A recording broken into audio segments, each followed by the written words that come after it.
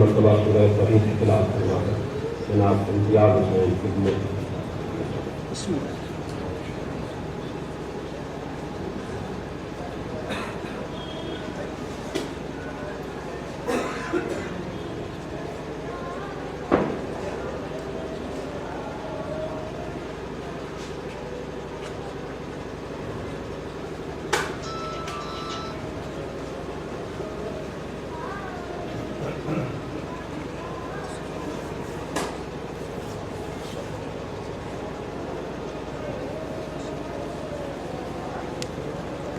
فاتحہ.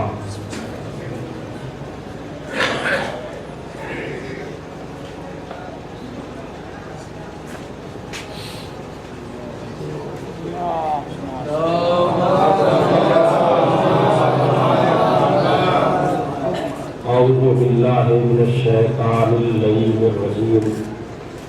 بسم اللہ الرحمن الرحیم. الحمد للہ الذی هدانا لهذا وما كنا لنهتدي لولا أن هدانا الله. لقد جاءت رسل ربنا بالحق.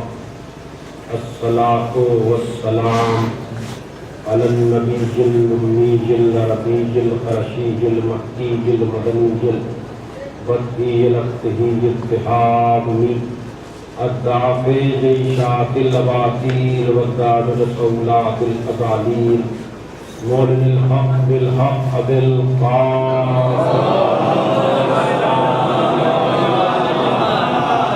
وعلى أهل بيته الطيبين الطاهرين المعصومين المظلومين الذين عذب الله عنهم الرجس وطهرهم تطهيرا.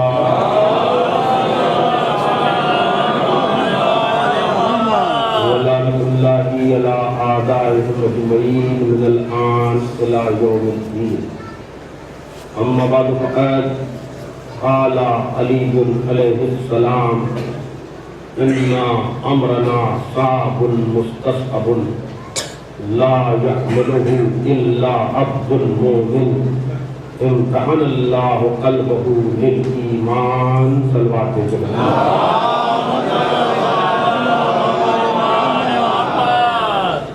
بزرگان محترم و دوستان عزیز،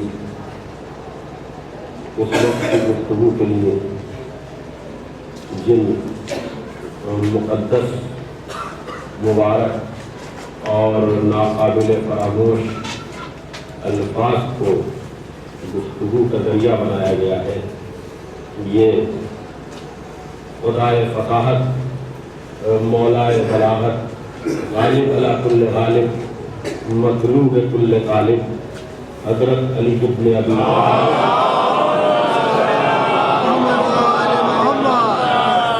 علیہ السلام کی زبان مبارک پر جاری ہونے والے وہ الفاظ ہیں جو نہج البلاغہ کے 187 نمبر کے خطبے کی زینت. آواز ابھی جو ہے وہ یہ دور کی وجہ سے ہو رہی ہے یا کچھ بھرا رہی ہے بہت زیادہ ہے. وہ ایک سلوات دیجیے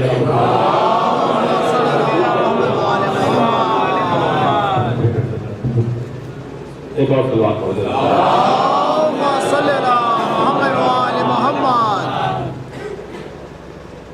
آپ حضرات تھوڑا سا اور اگر آگے آ جائیں تاکہ لوگوں کو اور بات میں آنے والے آ جائیے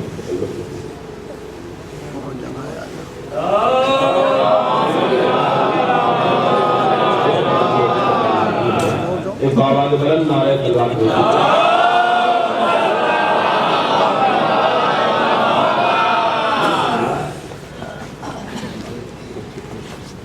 مجبور تیرے ذکر سے ہے ذکر نہیں اور.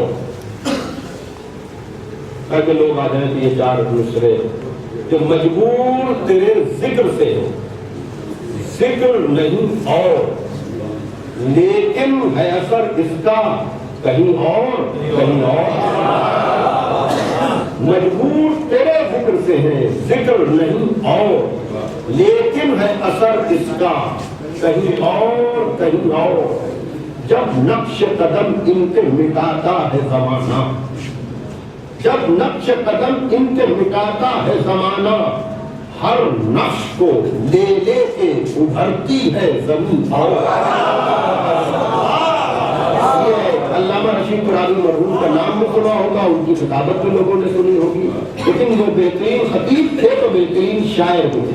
جو انہیں کے اشعار میں آپ کو سنا رہا ہوں کہ مجبور تیرے ذکر سے ہے، ذکر نہیں اور، لیکن ہے اثر اس کا کہیں اور کہیں اور۔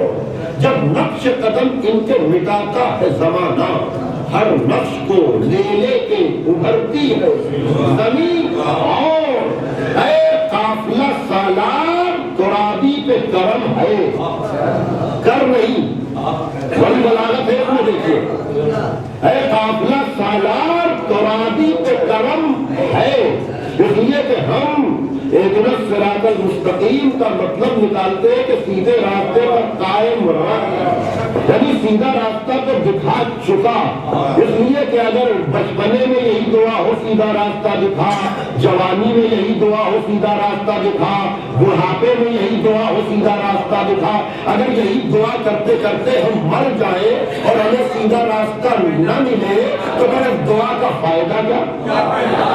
نہیں، کبھی تو دعا قبول ہو۔ تو اے قافلہ سالار ترابی پہ کرم ہے، لیکن یہ ایک نہیں، بیٹھے ہیں کچھ خاک نشیں ہو۔ سلام علیکم۔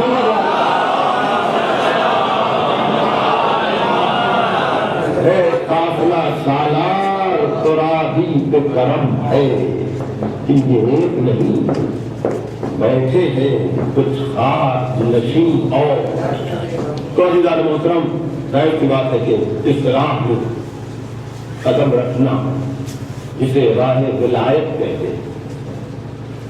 جسے راہ اہل بیت کہتے، یہاں پر پہنچ کر ثابت قدم رکھنا یقیناً ایک بڑا مرحلہ ہے۔ اور اسی اعتبار سے میں نے جن الفاظ کو گفتگو کا ذریعہ بنایا ہے، وہاں ارشاد ہو رہا ہے کہ اگر یہ ڈسٹربنس رہے گا تو مائک بند کر دے تو میرے خیال سے زیادہ بہتر میں آپ کی خدمت کر پاؤں گا۔ صحیح بتا رہے ہیں کہ بنسبت اس کے بھی مسلسل ڈسٹربنس رہے گا، تھوڑا سا جو ہے وہ کہیں سے بھی جو ہے وہ، اس لیے کہ وہ پھر اس لیے کہ مجلس آپ بہتر جانتے ہیں، ہمارے بزرگ بیٹھے ہوا نہیں کر رہا ہے۔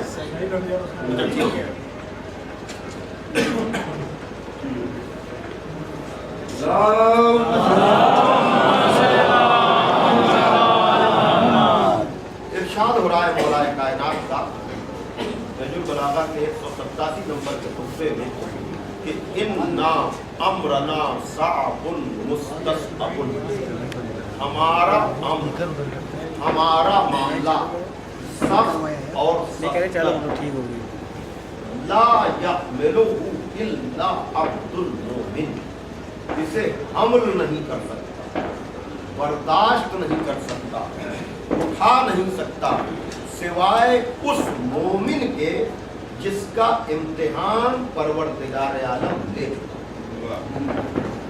ولا یہی حدیثنا الا صدور امینا، اور ہماری باتیں، ہماری حدیثیں نہیں ٹھہرتی سوائے امانت دار سینوں، وَأَحْلَامٌ رَزِينَا، اور مضبوط عقلوں۔ ایھا الناس سلونی قبل ان تفتدوا، اے لوگو جو سوال کرنا مجھ سے کر لو قبل اس کے کہ تم مجھے نہ پاؤ۔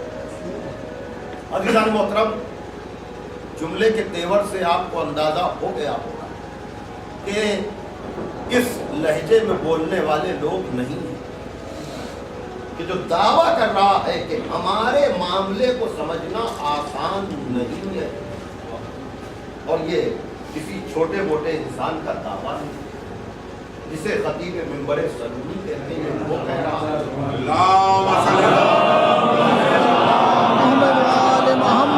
جو اپنے کو معصوم سمجھتا ہے وہ کہہ رہا ہے، جو اپنے کو نمائندہ الہی سمجھتا ہے وہ کہہ رہا ہے۔ ممکن ہے کوئی یہ کہے کہ یہ بات سمجھی کیسے جائے، تو آیت اللہ العظمی وحید خراسانی دامت اللہ علی نے اہل بیت علیہ الصلوۃ والسلام کے لیے عجیب بات ہے. اور یقیناً یہ ہم سب کا ایمان بھی ہوگا، لیکن کبھی کبھی بہت سی چیزیں دل میں رہتی ہیں، آدمی اس کی ترجمانی نہیں کر پاتا، آدمی ان باتوں کو کہہ نہیں پاتا، آدمی ان باتوں کا اظہار نہیں کر پاتا. تو اہل بیت علیہ الصلوۃ والسلام کے لیے انہوں نے ارشاد فرمایا کہ اہل بیت کے فضائل ہو یا معاملات ہو یا امور، بہت سے ایسے معاملات اور امور ہیں کہ جنہیں سمجھایا جا سکتا ہے اور سمجھا جا سکتا ہے. بہت سے امور ایسے ہیں کہ جنہیں سمجھا تو جا سکتا ہے لیکن دوسروں کو سمجھایا نہیں جا سکتا، اور بہت سی باتیں ایسی ہیں جنہیں نہ سمجھا جا سکتا ہے نہ سمجھایا جا سکتا ہے. ایک سلوات بھیجیے ذرا.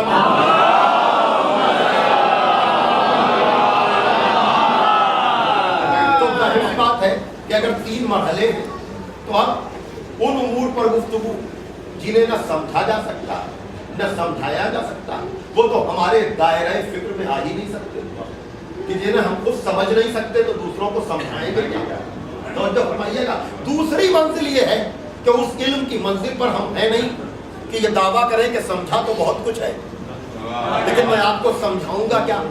تو بات ایک حصے پر ہوگی کہ جسے سب سمجھ بھی سکتے ہیں اور سمجھا بھی سکتے ہیں، لیکن اگر ان امور میں بھی کوئی دقت آئے، کوئی دشواری آئے، کوئی پریشانی آئے تو پھر اس منزل پر آدمی کو اپنا علاج کرنا چاہیے. توجہ فرمائیے گا.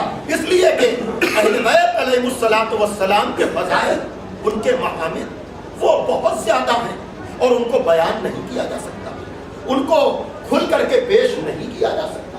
میں نے شاید کبھی عرض کیا اور نہ کیا ہو تو گفتگو کو آگے بڑھانے کے لیے میں بات کو آگے بڑھا رہا ہوں. اور یقیناً آپ محظوظ ہوں گے میر انیس اللہ مقامہ کے اس بند پر کہ جہاں پر، اور اس کی توضیح و تشریح علامہ رشید ترابی مرحوم نے کچھ اس طرح کی کہ اہل بیت کے مسائل، ان کے معاملات ایسے ہیں کہ جتنا انسان کو پتہ چلتا جاتا ہے اتنا کہتا جاتا ہے. توجہ کیجیے گا. جیسے جیسے اس کی معلومات میں اضافہ ہوتا جاتا ہے وہ اہل بیت کے فضائل کے لیے باتیں کرتا چلا جاتا ہے، لیکن اس کا یہ مطلب نہیں کہ وہ سمجھ گیا، وہ جان گیا. اس لیے میں ظاہر سی بات ہے کہ لوگ اس وقت انٹرنیٹ کی دنیا سے وابستہ ہیں. اب بات سے بات میں نکال کر کے ایک بات کہنا چاہ رہا ہوں. آیت اللہ خمینی علیہ الرحمہ نے مولائے کائنات پر گفتگو کرتے ہوئے یوٹیوب پر یہ آپ کو وہ حصہ مل جائے گا جہاں پر آپ نے ارشاد فرمایا کہ میں علی کے باب میں کچھ کہنے سے قاصر ہوں، میں مولا علی کے لیے کچھ کہہ نہیں سکتا، اس لیے کہ جو تمام صفات الہی کا مظہر ہو. توجہ کیجیے گا. جو جملہ صفات الہی کا مظہر ہو میں اس کے بارے میں کہوں گا کیا. لیکن ظاہر سی بات ہے کہ علم بولتا ہے.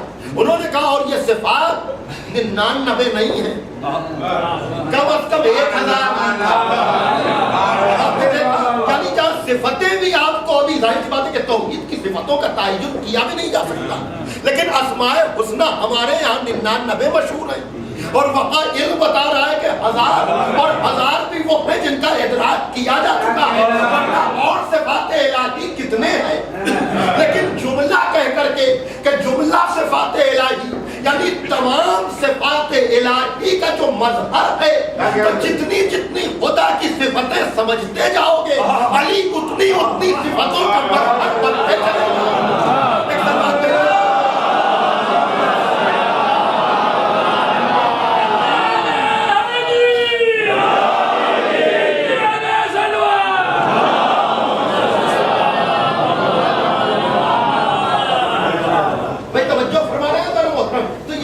خمینی کا میں نے حوالہ کیا، خود مولانا کائنات کا قول میں نے آپ کے سامنے پیش کیا.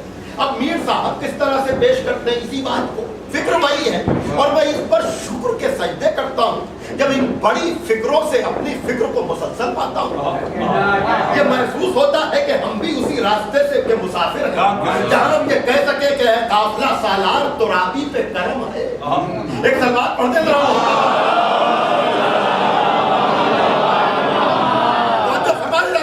تو ارشاد ہو رہا ہے کہ بینا ہوئی جو آنکھ تو نور خدا. لیکن جتنا پتا چلا وہ کہہ رہے ہیں بینا ہوئی جو آنکھ تو نور خدا.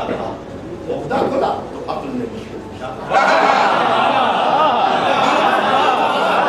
بینا ہوئی جو آنکھ تو نور خدا کہا، عقدہ کھلا تو عقل نے مشکل کشا کہا، مطلب ہوا اصول تو حاجت روا کہا، تو نور خدا کہا، عقدہ کھلا تو عقل نے مشکل کشا کہا، مطلب ہوا اصول تو حاجت روا کہا، پایا در مراد تو بحر سخا کہا، تو نور خدا کہا، عقدہ کھلا تو عقل نے مشکل کشا کہا، مطلب ہوا حصول تو حاجت روا کہا، پایا در مراد تو بحر سخا کہا۔ ہم خوش ہوئے کہ مدح کے دریا بہا دیے، کیا بڑھ گیا جو بحر میں قطرے ملا۔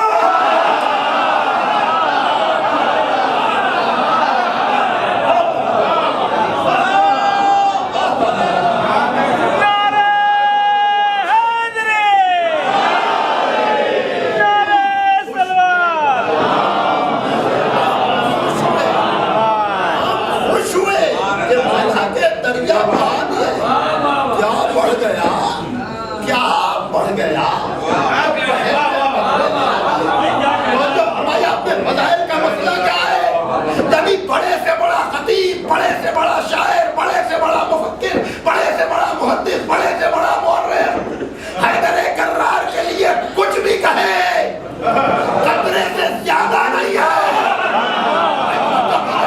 یعنی کسی کی شاعری، کسی کی کتابت، کسی کے افکار، کسی کے خیالات فضائل حیدر کرار کے سمندر میں کوئی اضافہ نہیں کرتے، اپنے شجرے کا تعارف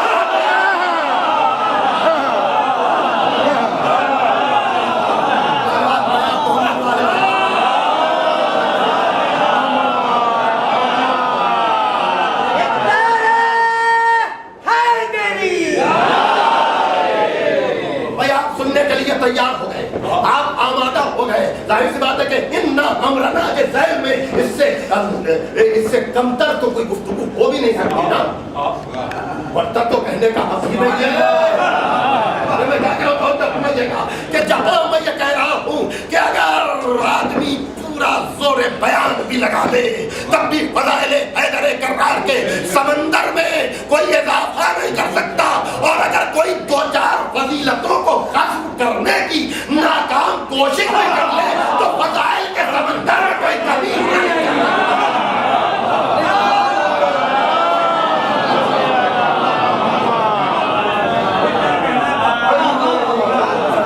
سلوات پڑھے آپ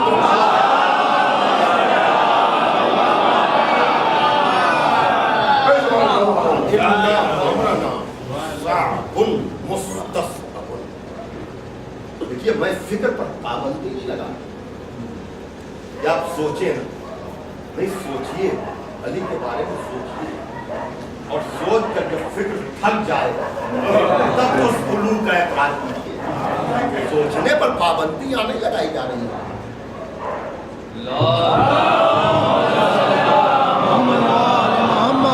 سوچنے پر پابندی نہیں ہے کہ آپ سوچیں نا علی کے بارے میں، نہیں سوچئے، سوچئے، غور کیجئے، فکر کیجئے، پھر دیکھیے۔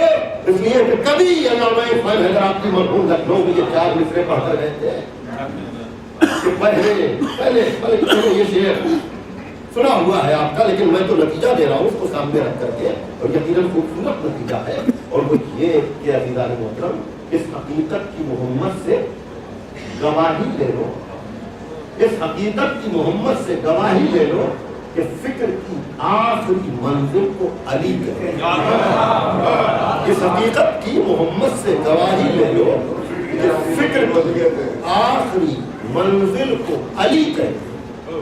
یہ شعر پڑھنے کے بعد مرحوم نے یہ بات کہی تھی کہ اگر فکر کی آخری منزل پر بھی علی سمجھ میں آ جائے تو علی علی نہ رہے۔ فکر کی آخری منزل کو علی کہتے ہیں، فکر کی آخری منزل پر بھی اگر سمجھ میں آ جائے تو وہ علی علی نہ رہے۔ اب اس کے بعد چار مصرے پڑے، نتیجہ اس کے بعد مجھے دینا ہے کہ کہا کہ بحر دانش کے شناور ہی کو دور کہتے ہیں، لیکن میں نتیجہ دے رہا ہے کہ بحر دانش کے شناور ہی کو دور کہتے ہیں، ادب ہند میں اس لفظ کو گر کہتے ہیں. فکر کی آخری منزل سے بھی بالا ہے علی. فکر کی آخری منزل سے بھی بالا ہے علی. فکر کی آخری منزل کو تو غور کہتے ہیں. فکر کی آخری منزل کو تو غور کہتے ہیں. مرحوم کا یہ قافیہ ضرورت شعری نہیں ہے. توجہ فرمائیے گا کہ آپ یہ کہیں کہ در اور گر کہفیت اور گر کا قافیہ ہے. نہیں عزیزان محترم، یہ حقیقت ہے کہ فکر کی آخری منزل کو تو گر کہتے ہیں. اور لشکر حسینی میں جو سب سے آخر میں آئے، میں کیا کہہ رہا ہوں بھائی، جو آخر میں آئے وہ ہے حر. فکر کی آخری منزل حر ہے، حبیب ابن مظاہر نہیں. یعنی جب لشکر حسینی کے آخری آنے والے کو فکر انسانی سمجھ نہیں سکتی تو رجل فقیہ حبیب کو کیا سمجھے گی؟ جب حبیب کو نہیں سمجھ سکتی تو مولا حسین کو کیا سمجھے گی؟ یا غازی کا نام لے لوں تو سلمان پڑھ دیں.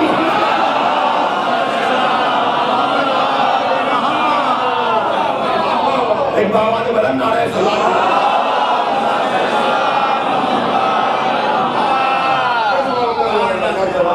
سوچنے پر پابندی نہیں ہے. کہاں سے شروع کروں ان امور کو؟ کس رخ کو بیان کیا جائے؟ مولا کیا کہے کہ ان امرنا صاحب مختصر. ہمارا معاملہ آسان نہیں ہے، سخت ہے. اسے ہم نہیں کر سکتا سوائے مومن کے. بھئی اب آپ ہر آدمی اپنے اپنے اعتبار مجلسوں کے بہت سے فائدے. آپ باب فضائل علی کے ورق کو الٹ الٹ کر دیکھیے اور وہ امور جو آپ کے لیے یقینی ہو، جس میں آپ میں کوئی معاملہ نہ ہو، آپ کو کوئی شک و شبہ نہ ہو، کبھی اسی پر غور کیجئے کہ کیا اس امر کو سمجھا جا سکتا ہے. میں کیا کہہ رہا ہوں توجہ فرمائیے کہ دیکھیے عجیب روپ سے میں گفتگو کر رہا ہوں. یعنی آپ کی سماعتوں کے بھروسے پر کہ ہر آدمی اپنی فکر کے اعتبار سے سوچے کہ اس فضیلت کو روز سنتے ہیں، مختلف انداز سے سنتے ہیں، اس کی گہرائی کیا ہے، تو جب فرمائیے گا اس کی گہرائی کیا ہے. اور میں نے بتا دیا آپ کو کہ بھئی ورق ورق کو آپ الٹیے. ارے کچھ نہیں، ولادتی پر غور کر لیجیے. روزانہ آپ سنتے رہتے ہیں ایک بات کو کہ علی مولود کعبہ ہے، علی کعبے میں پیدا ہوئے، لیکن جو اس کی تفصیلات ہے، جو اس کے جزیات ہے، کیا ان کو سمجھا جا سکتا ہے؟ ارے میں کیا کروں تو فرمائیے گا اس لیے کہ ماں گھر میں بیٹھی ہے، اس کے سامنے شریعت عیسوی ہے. وہ یہ کہتی ہے کہ کعبے کے قریب اس حالت میں جانا نہ. بیت المقدس سے قبلے سے مریم کو نکالا جا چکا ہے. اس گھر کا تقدس کہتا ہے کہ اس کیفیت میں ادھر جانا نہ، اور بچہ کہتا ہے ماں گھر میں بیٹھنا نہ.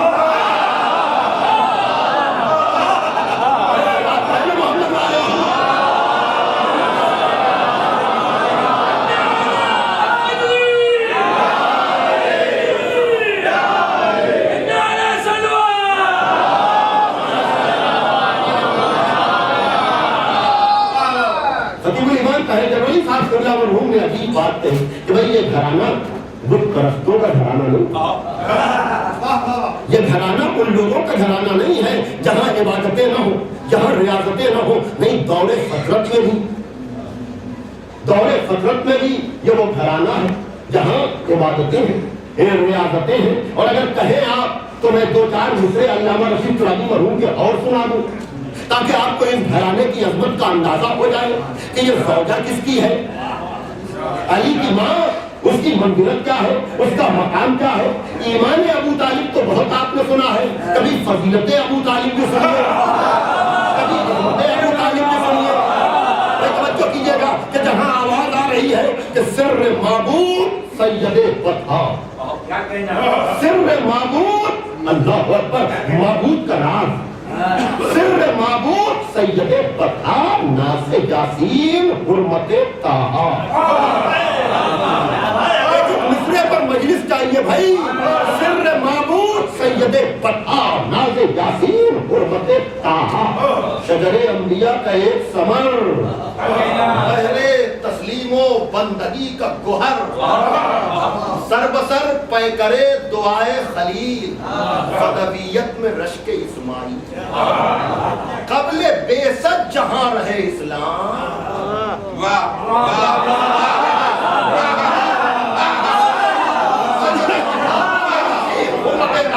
شجر انبیاء کا ایک ثمر، تسلیم و بندگی کا گوہر، سر بسر پے کرے دعائے خلیل، بدویت میں رشک اسماعیل۔ نہ تھا اعلان یہ معلم تھا، نہ تھا اعلان یہ معلم تھا، وہی آئی نہ تھی یہ مومن تھا۔ نہ تھا اعلان یہ معلم تھا، وہی آئی نہ تھی یہ مومن تھا، قبل بیست جہاں رہے اسلام، ہے اسی کے لیے درود و سلام۔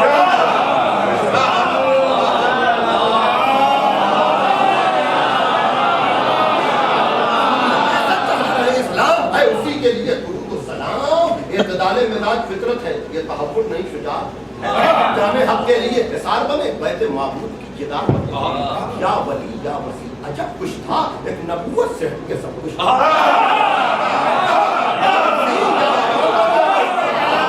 ایک نبوت سے ہٹ کے سب کچھ تھا، شیبۃ الحمد کا وہ نور نظر،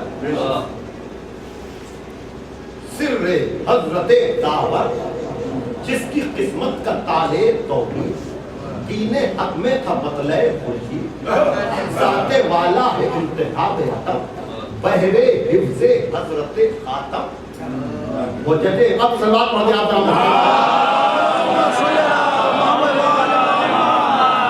غیر ارادی طور پر یہ نظم آ گئی، ایک صلوات بھیجیے آپ یا وسیع، جب کچھ تھا ایک نبوت سے ہٹ کے سب کچھ تھا، شیبۃ الحمد کا نور نظر، سر حضرت دعوت جس کی قسمت کا تالے توحید، دین میں تھا مطلع خورشید، جس کا ہر لفظ چاند مہر لگی ہے جس پر قرآن، ایک ایسا کہ ایک پوری قوم، کبریائی کا جس طرح ایک یوم، کبریائی کا جس طرح ایک یوم۔ اب عجیب اشعار ہے، میں پوری نظم نہیں پڑھوں گا، یہیں پر آپ کو روکوں گا اور وہاں واپس چل جاؤں گا جہاں سے میں آپ کو لے کر کے آیا ہوں، کعبے تک لے جانے کے لیے۔ عجیب طور پر یہ بلا غیر ارادی طور پر یہ نظم کے اشعار میرے سامنے آ گئے، عزیزان محترم، عجیب طرح سے کہا کہ اصل میں انبیاء بحد نظر، یہیں سے میں آیا ہوں نا، یہ گھرانہ عبادتوں کا، ریاضتوں کا گھرانہ ہے، یہ بت پرستوں کا گھرانہ نہیں ہے۔ ابو طالب ہے کون؟ اصل میں انبیاء، پاسٹ میں، ماضی میں، بنیاد میں، اصل میں انبیاء بحد نظر۔ اللہ مثال میں اتنا لطف لیتا ہوں اس مسئلے میں، عجیب لطف ہے اس میں کہ اصل میں انبیاء بحد نظر، نسل میں حشر تک یہی کوثر۔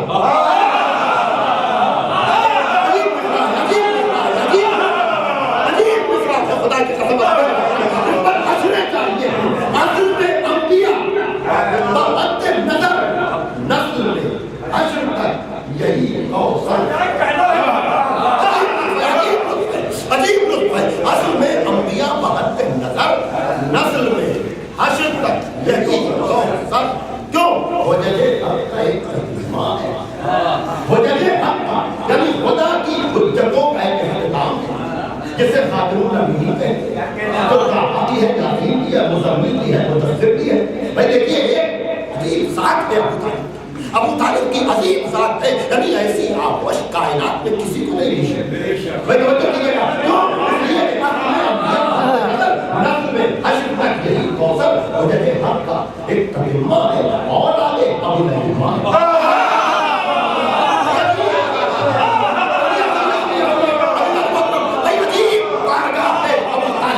عجیب آغوش ہے ابو طالب کی، جو نبیوں کے آخر کو پالے، اماموں کے پہلے کو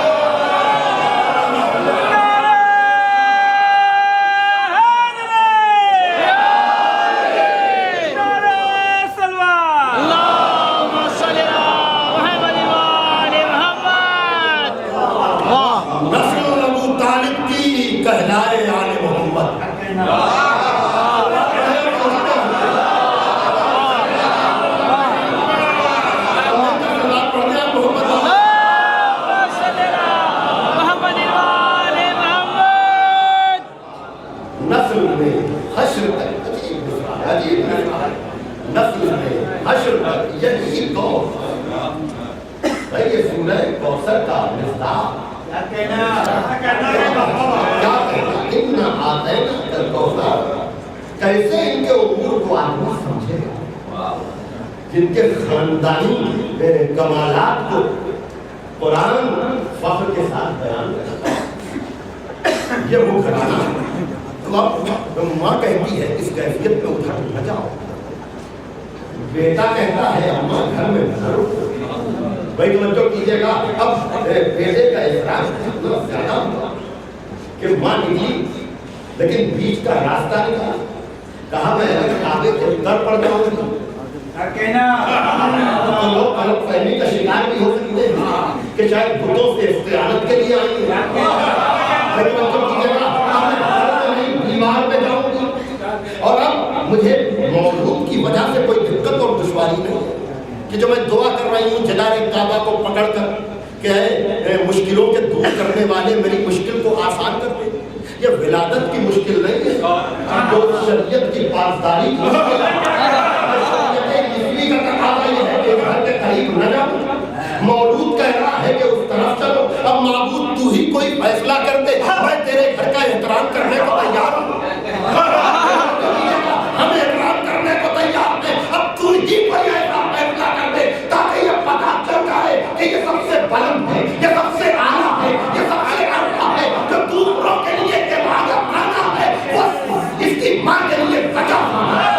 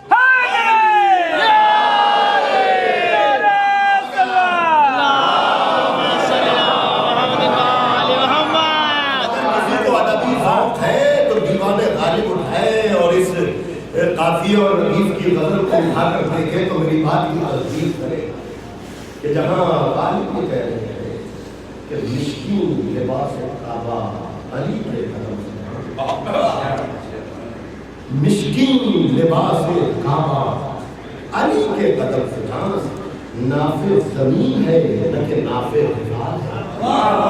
بھائی توجہ کیجیے گا. وہ حرم ہے جو مشک کو لیے لیے پھرتا, جہاں جاتا ہے وہیں مرکز بن جاتا ہے. مشک اور مشک کا آپ ترازو دیکھ رہے ہیں. مشکین لباس کعبہ, یہ جو کعبے پر غلاف پڑا ہوا ہے, یہ جو سیاہی ہے کعبے کے اوپر, مشکین لباس کعبہ علی کے قدم سے نافع زمین ہے کہ نافع ظلال ہے. دوسرات کے قدم جس جگہ پڑ جائے وہ کائنات کا مرکز بن جائے, وہ کائنات کا محور بن جائے. اور پھر حسن ثانی نظامی جیسا آدمی پکار کر رہے ہیں کہ 3 دن سے مولود کعبہ کی کانفرنس ہو رہی ہے, لوگ ثبوت دے رہے ہیں, حوالے دے رہے ہیں کہ علی کعبے میں پیدا ہوئے, علی کعبے میں پیدا ہوئے, علی کعبے میں پیدا ہوئے. آخری مرحلے پر حسن ثانی نظامی نے کہا کہ بھائی یہ حوالوں کی ضرورت کیوں پیش آ رہی ہے, یہ کتابوں کے ریفرنس کیوں کیے جا رہے ہیں. اب میرے الفاظ ہیں کہ بہرحال علی مولود ہے نا, علی لم یلد ولم یولد تو نہیں ہوا.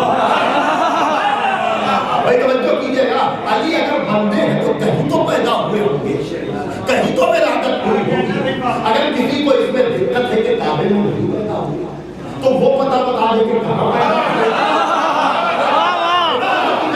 اگر کسی کو دقت دشواری اس بات پہ ہے کہ کعبے کے علاوہ کہیں پیدا ہوئے تو حضرت ثانی نظامی نے کہا پتہ آپ بتائیے کعبہ ہم کا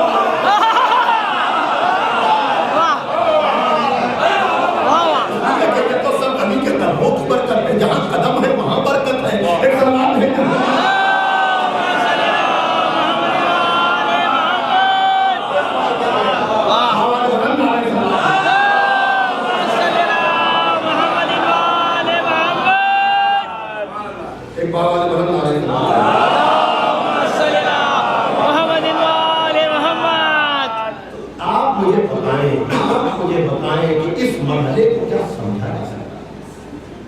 دیکھیے میں نے ایک ایسی چیز نکال کر پیش کی جو سب کے دل میں اتری، ایسا نہیں کہ آپ کہیں کہ نہیں میں اسے نہیں مانتا، اس لیے کہ میں مولائیوں میں پڑھ رہا ہوں، علی کے ولایت کا اقرار کرنے والوں میں پڑھ رہا ہوں۔ میں نے شروع میں کہا تھا کچھ چیزیں ایسی ہیں جنہیں سمجھا جا سکتا ہے، سمجھایا جا سکتا ہے، کچھ چیزیں ایسی ہیں جنہیں سمجھا جا سکتا ہے، سمجھایا نہیں جا سکتا، بہت سی چیزیں ایسی ہیں جنہیں سمجھایا جا سکتا ہے، سمجھایا جا سکتا ہے، لیکن میں نے ثبوت پہ ایک ایسی چیز پیش کی جسے سب یہ سمجھ رہے ہیں کہ ہم سمجھ چکے ہیں۔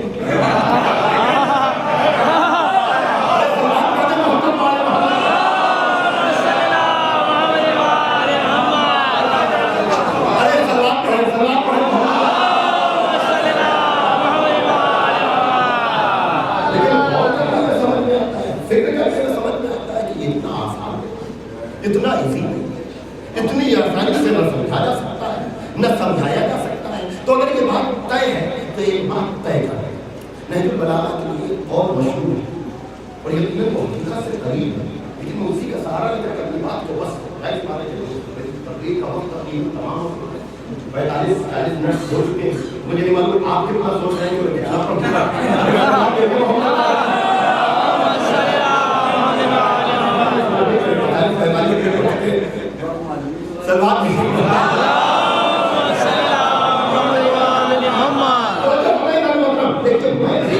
پیش کرنا چاہتا کہ آپ غور کریں کہ یہاں پر جو مرحلہ ہے، جو معاملہ ہے، جو بات ہے، وہ سمجھنے اور سمجھانے کی ایک مشکل کام ہے۔ یہ سمجھ لیجیے یہاں پر مولا کائنات کے اور بار دیکھنے لگتا ہے آپ سارے جو بھی آپ کو معجزات نہیں واقعات، معجزہ ہو رہا ہے، واقعہ ہو رہا ہے، جس کا واقعہ معجزہ بنتا ہے اس کا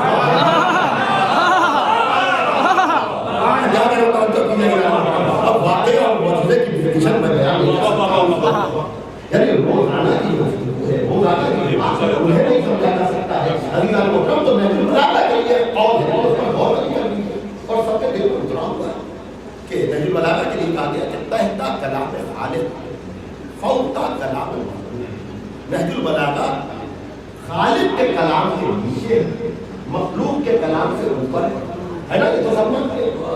تحتا کلام خالق فوقا کلام مخلوق، تحت یعنی نیچے، فوق یعنی اوپر، کلام خالق سے نیچے، کلام مخلوق سے اوپر ہے۔ لیکن دقت یہ ہے کہ خالق اور مخلوق کے بیچ میں ہے کیا؟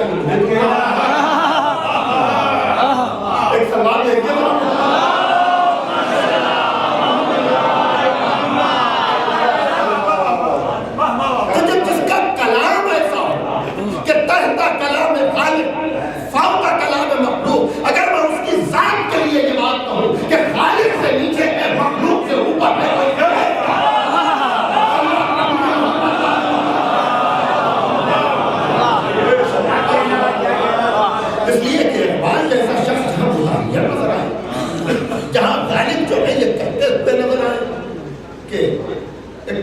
منظر ہے کہ غالب حلیم کا تصور سے کچھ کرے ہے، اس سے بندے کو جولی کو یعنی ابھی خدا نے کوئی بندے کی عاجزی کہے گا۔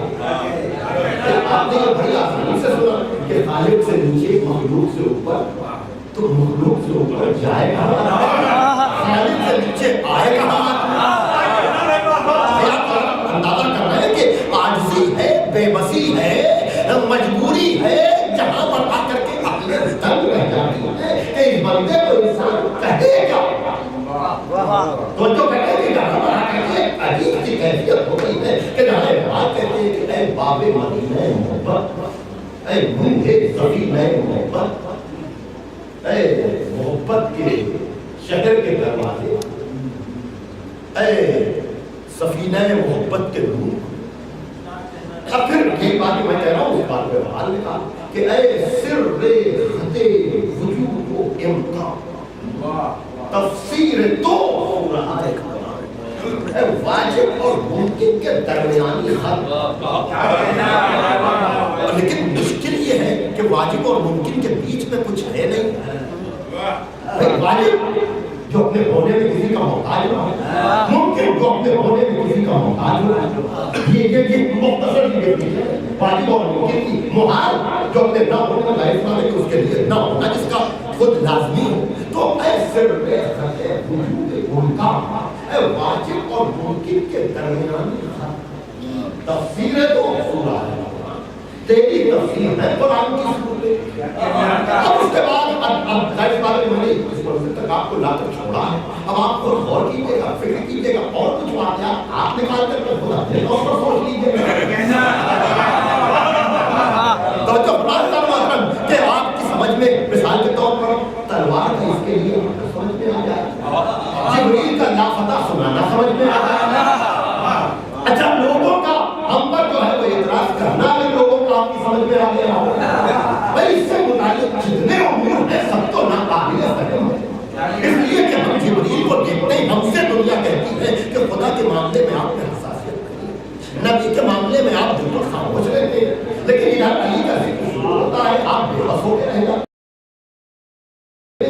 سبحان اللہ واہ واہ. تو میں نے ہمیشہ یہ بات کہی ہم تو نفس رکھنے والے لوگ ہیں, ہم تو خواہش رکھنے والے لوگ ہیں, ہم تو نفس اور خواہش کے غلام ہیں. لیکن ملک کے لیے کہا گیا ہے جس کے پاس نفس نہیں ہے, جس کے پاس خواہش نہیں ہے, جو صرف اور صرف مرید ہے, جو صرف اور صرف تابعدار ہے, قرآن لایا چپکے سے لے کر چلا گیا.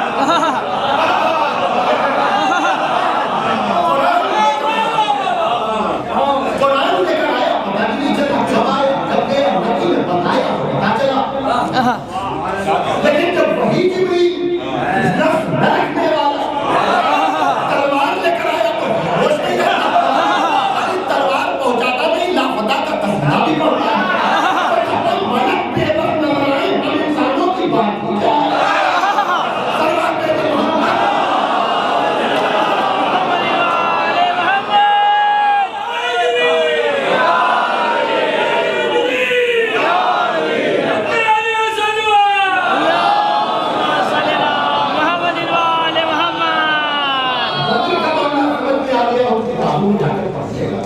جتنے سب نے مل کر مانے اس سے زیادہ مانا.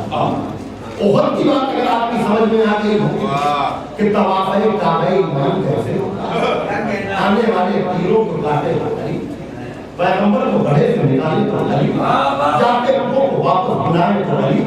بھائی توجہ کیجیے گا. اب کیا کس چیز پر میں کہہ رہا ہوں روز آ رہا ہے, یعنی یہ کوئی ایسی چیز تو نہیں ہے جس کے لیے آپ کو ضرورت ہوگی کس کتاب میں لکھا ہے, کہاں لکھا ہے, کیا سنت کا معاملہ سمجھ میں آ رہا ہے کہ سب ایک طرف سے اٹھنے کو تیار تک نہیں ہے. تاریخ میں بھی ایسے بیٹھے تھے کہ اگر ہلائیں گے سب تو بھلے ہو جائیں, سب بولتے بھی نہیں لیکن اٹھ کر جانے کو تیار, جا رہے ہیں تو ایمان بن رہے ہیں, آ رہے ہیں تو ضربت ثقلین کی عبادت سے افضل روزانہ کی سنی ہوئی حدیثیں پڑھ رہا ہوں بھیا, کوئی نئی چیز نہیں پڑھ رہا ہوں. اس کی ایک ضربت ثقلین کا مطلب کبھی ہم نے غور کیا کہ ثقلین یعنی دو عالم کی عبادتیں, ایک طرف علی کی ایک ضربت اور یہ ضربت جہاد کا ایک جز ہے جس کا ایک جز میں جہاد ثقلین کی عبادت ہے. اس کی زکات جس میں ملک سلیمان نکل جائے, جس کے مستحبی لوگوں میں سورہ دہر آ جائے, مستحبی کا لفظ معاف کیجیے گا اس لیے کہ نظر کے بولے واجبی کہ یقیناً میرا سب کا پہلے خالی آپ سے کہہ سکتے ہیں, لیکن بہرحال اب اس کے لیے میں تعریف کر سکتا ہوں. اب یہ میری ابتداءت مستقبل ہے اس لیے کہ منظر جناب زہرا کی تھا ایک سلام ہے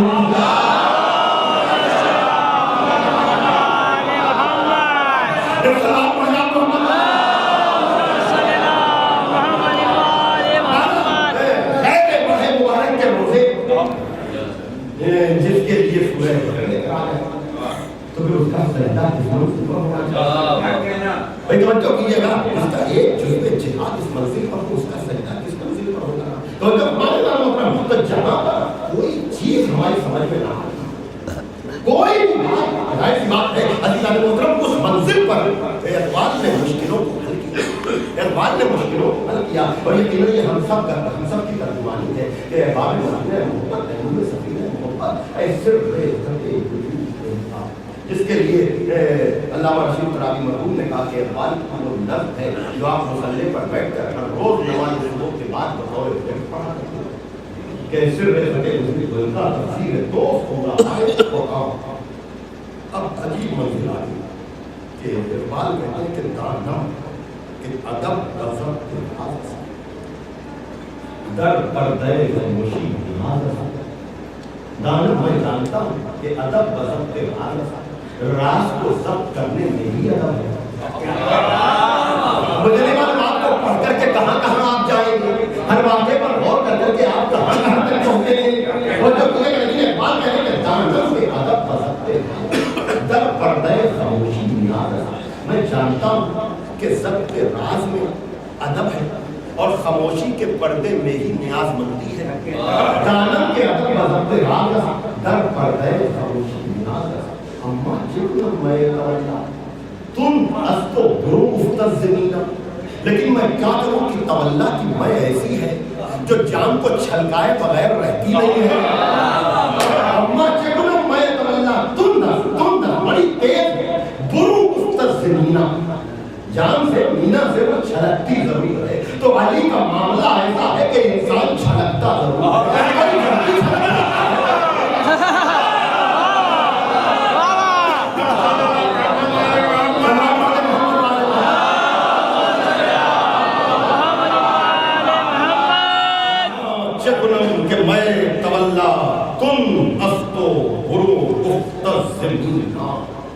اللہ اب اقبال کرتے ز اندیشہ عافیت رہیدم جن سے غمیں آلے تم خریدم. میں عافیت کے خوف سے بے نیاز ہو گیا اس لیے کہ میں نے تیرے آل کے غم کی جنس کو خرید.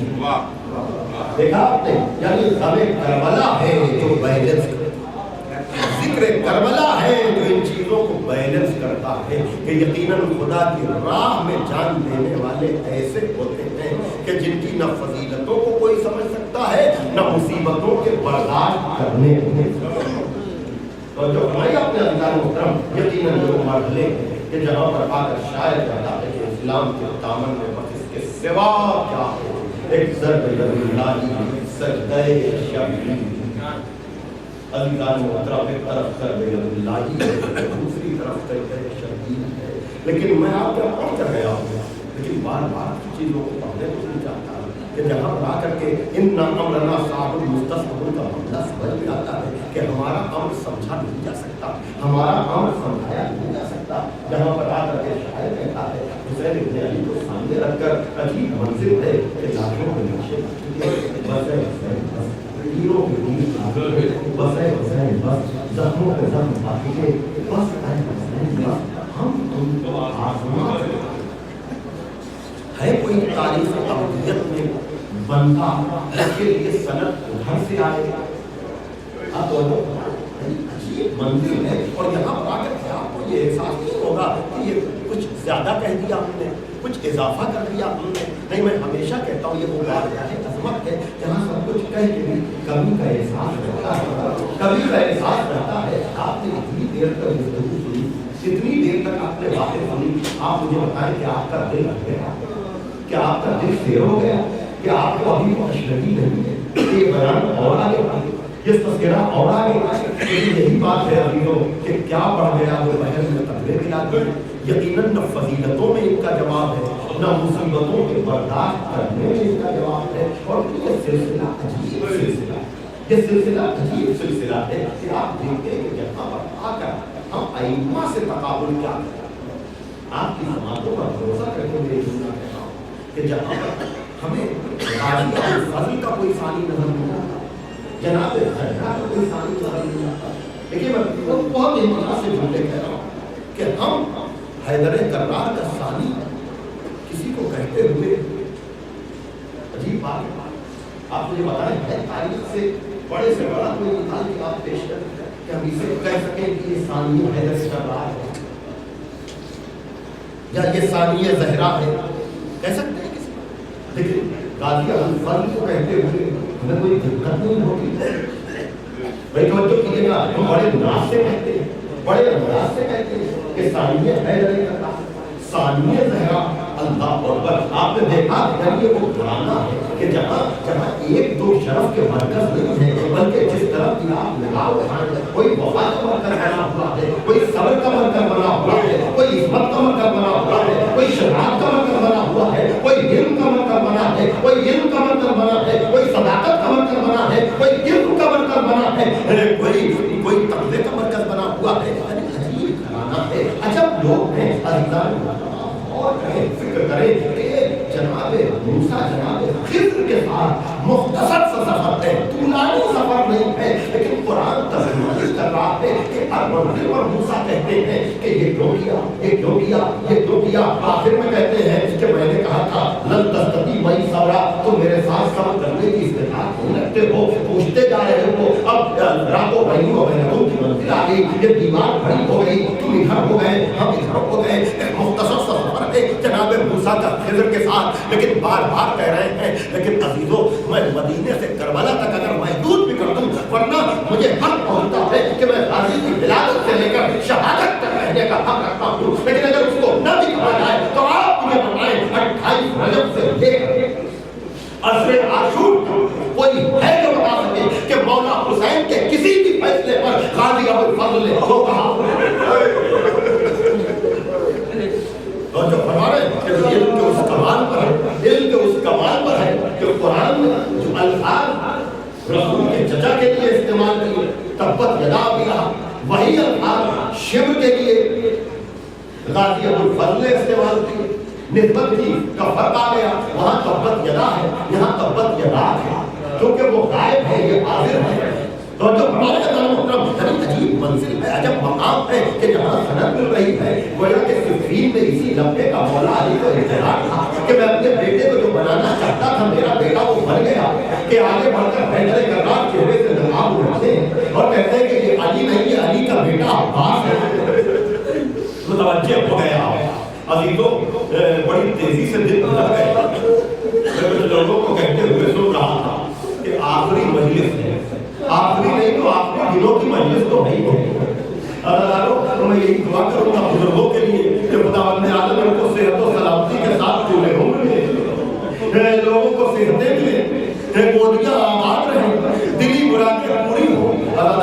ظاہر سی بات ہے کہ علم برآمد ہوگا, منت مراد سب کی تمنائیں پوری ہوتی ہیں, سب کی مرادیں پوری ہوتی ہیں. لیکن جب میں اس علم کی تعلیم کو دیکھتا ہوں اور اس علم میں بندی ہوئی مشق کو دیکھتا ہوں تو عجب جملہ بعض لوگوں نے کہا کہ مشق کے ساتھ علم اس طرح سے وابستہ ہے کہ اسے بھولا بھولا جا سکتا, اس لیے کہ جن ہاتھوں میں باندھا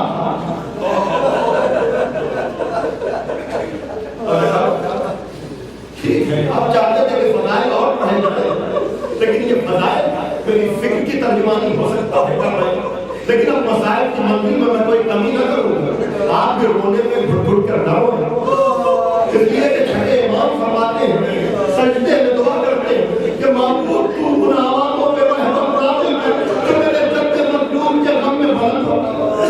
معصوم کا کلام اپنے ہونے کا پتہ دیتا ہے. یہاں پر آواز کا لفظ ہے, زہر کا لفظ ہے. اب یہ آواز چاہے سلطانی کی آواز ہو, چاہے مرثیے کی آواز ہو, چاہے مجلس کی آواز ہو, چاہے بلند ہوتی ہوئی ماتم کی آواز ہو یا نوحے کی آواز ہو, قرآن ناطق کہلائے کہ پروردگار تو ان آوازوں کے اپنی رحمت نازل ہونا. اس لیے کہ آوازوں کسی بھائی جب اس نے سنا تھا کہ میرا اللہ دل کا بھوکا پیاسا رہا تو اس کو مقصد اپنے بابا کا حدیث تھا, خدا کا دین حدیث تھا. اس نے یہ پوچھا کہ بابا کیا میرا لال اسماعیل کی طرح بن سکتا ہے؟ یہ نہیں پوچھا, یہ سوال نہیں کیا. باقی کی تعلیم سامنے تھی, زہرا کہہ سکتی تھی جیسے اسماعیل بن گئے کیا میرا بیٹا بھی بن سکتا ہے, لیکن اللہ نے بڑے رسول کی بڑی بیٹی ہے یہ نہیں کہتی کہ میرا بیٹا بچنے کی کوئی صحیح اور کوشش ہو سکتی ہے. نہیں, اگر تمنا کی ہے تو یہ کی ہے کہ بابا میرے لال کو روئے گا, بابا میرے لال کا گریا کون کرے گا. گویا کہ ایک طرف ماں اپنی محبت کا اظہار کر رہی ہے تو مقصد کی بتا کا انتظام بھی کر رہی ہے کہ دین کو میرا بیٹا بچا لے گا, دیداروں کو کون بچائے گا. تو رسول خدا نے آواز دی, خدا کا وعدہ ہے تاکہ آپ قیامت ایک قوم پیدا کرتا رہے گا جس کے بزرگ حسین کے بزرگوں کا وعدہ کریں گے.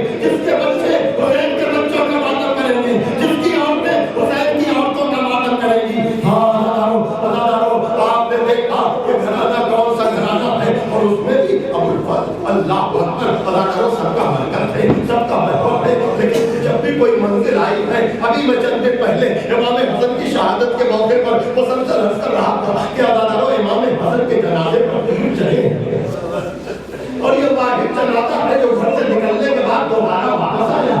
लेकिन आपने कभी सोचा अदालतों के बीबी ज़ैनब ने, इसलिए कि हदीस किताब में लिखी नहीं होती है, अब्बास सबका भरोसा है, अब्बास सबका सहारा है। बीबी ज़ैनब ने अजब नहीं बुलाकर पूछा हो कि अब्बास तुम्हारे होते हुए मेरे भैया के जनाजे पर तीर चले, तो गाजी ने यही जवाब दिया होगा कि शहजादी शहजादी आका मुझे कुछ करने नहीं देते हैं। जब भी मुझे जलाल आता है मेरे हाथों पर हाथ रखकर कहते हैं अब्बास ये मदीना है करबला नहीं, अब्बास ये मदीना है करबला नहीं। हज़ारों दूर तक बैठे हुए लोग यकीनन नमाज पढ़ने का इंतजार न करें और घुट-घुट कर न रोए। हज़ारों अब तक तो ये होता चला, आज नहीं तो कल लेंगे, कल नहीं तो परसों लेंगे। अरे भारत के दिन आ गए हैं, रुखसत अदा के दिन आ गए हैं, 2-3 रातें और हैं, इसलिए अब आप यकीनन मजलिसों को पूरे साल आप सुनते रहते हैं, लेकिन इन दिनों का इंतजार रहता है।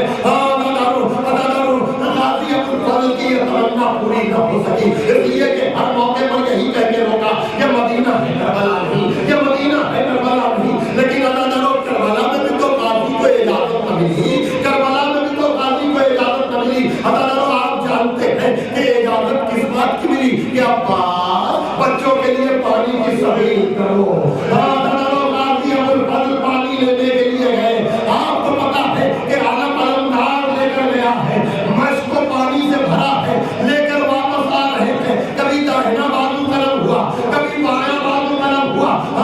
आप जानते हैं कि जनाब अली अकबर मंजर की तर्जुमानी कर रहे हैं। वो चचा एक मर्तबा का आलम ने दाएं से बाएं को करवट दी, शायद मेरे चचा का बाजू गया, आलम ने बाएं से।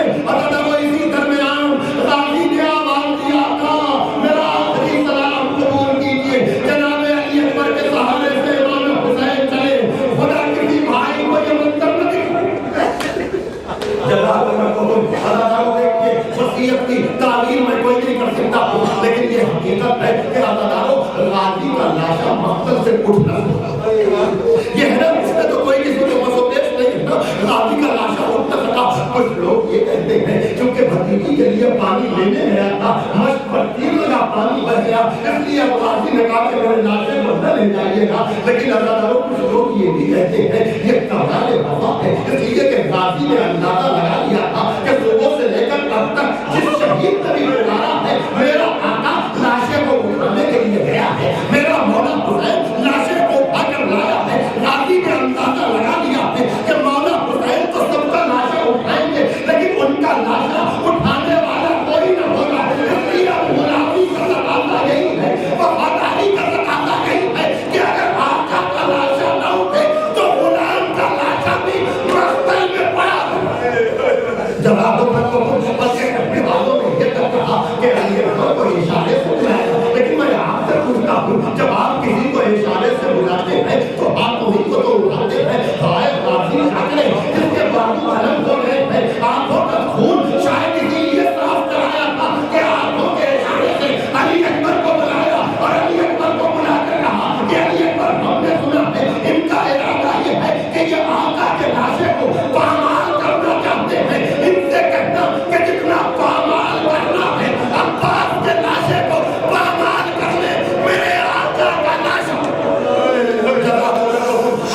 आपकी आवाज़ें बहुत हैं, आपकी आवाज़ें बहुत हैं, जाहिर सी बात है पूरी जिम्मेदारी से तो नहीं, लेकिन अक्सर जगहों पर आप मेरी बात की तस्दीक करेंगे, आप मेरी बात की तस्दीक करेंगे कि कैसी वसीयत थी कि मेरा लाशा न उठे, मेरा लाशा न उठे। अब आपने देखा कि ताबूत की शबी बरामद होती है, वैसे तो सबकी शबी ताबूत 72 ताबूत बरामद होने लगे हैं, लेकिन आपको पता है ये जज्बा शबी ताबूत निकालने का क्यों पैदा हुआ? इसलिए कि मौला हुसैन ने सबके लाशें उठाए, मौला हुसैन का लाशा न उठ सका, इसलिए चाहने वाले अपने मोहब्बत और जज्बात में ये कहते हैं कि मौला आपका लाशा न उठा तो हम शबी ताबूत बरामद करेंगे। लेकिन अदादारों, अगर मौला हुसैन का लाशा नहीं उठा तो गाजी अब्दुल फजल का लाशा भी तो नहीं उठा। लेकिन ये वफादारी का रुख है। अदादारों, आप जानते हैं कि मौला हुसैन की शबी ताबूत बरामद होती है, लेकिन गाजी अब्दुल फजल की शबी ताबूत भी बरामद नहीं جاتی ہے، بتا دیا آقا آپ کی شبیہ تابوت تو نکلتی رہے گی، لیکن یہ عباس کی وفاداری کا رخ ہے کہ تابوت نہیں علم نکلے گا۔